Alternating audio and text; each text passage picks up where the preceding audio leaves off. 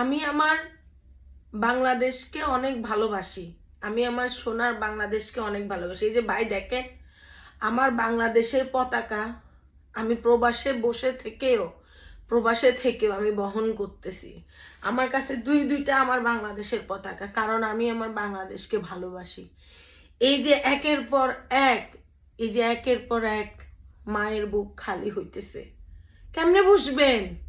এতগুলা মায়ের বুকের সন্তান যে চলে গেল ও পারে, কাঁচা রক্তের উপর দিয়ে হেঁটে গেলে তো পা পিছলাই পড়বেন, বুঝতে পারবেন না তো। এই সমাজতা, এই বসাটা তো আরো আগে উচিত ছিল। যদি আপনারা বসতে পারতেন, যদি আপনারা সমাজতার মধ্যে আসতে পারতেন, আজকে এই তাজা রক্তগুলা ঝরে পড়তো না। আমার সোনার বাংলার মধ্যে আমি দেখলাম না দলের একটা মানুষ পদত্যাগ করতে। আর দেশের বাইরে যদি আপনি বলেন যে প্রধানমন্ত্রীর কথায় তাদের মনোবল, তাদের মত এক হয়নি, তারা পদত্যাগ করছে। আমরা শুধু চেয়ারটা চিনছি, আমরা মানুষের জীবনের মায়া করি না।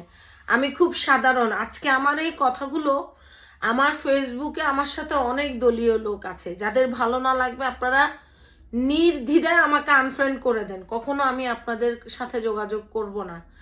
আমি উচিত কথায় আমি আমার ভাই মাকেও ছাড়ি না, আমি উচিত কথায় আমি আমার ভাইকেও প্রশ্রয় দিব না।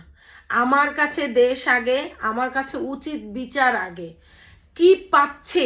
এতগুলো রক্ত যে ক্ষরণ হচ্ছে, এতগুলো লাশ যে মানুষের কাঁধে, স্কুল ছাত্রদের কাঁধে বহন করছে, এটার দায় কে নিবে?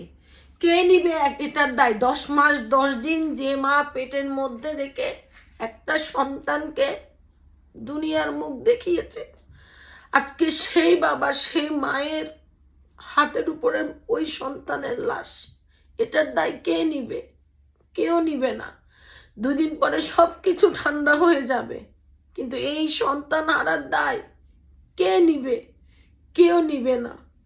আমরা শুধু মুখেই বলি আমার সোনার বাংলা, আমি তোমায় ভালোবাসি, কিন্তু আমরা কতটুকু স্বাধীন, কতটুকু সফল, সেটা একমাত্র যারা ভুক্তভোগী তারাই জানে, এছাড়া কেউ বলতে পারবে না।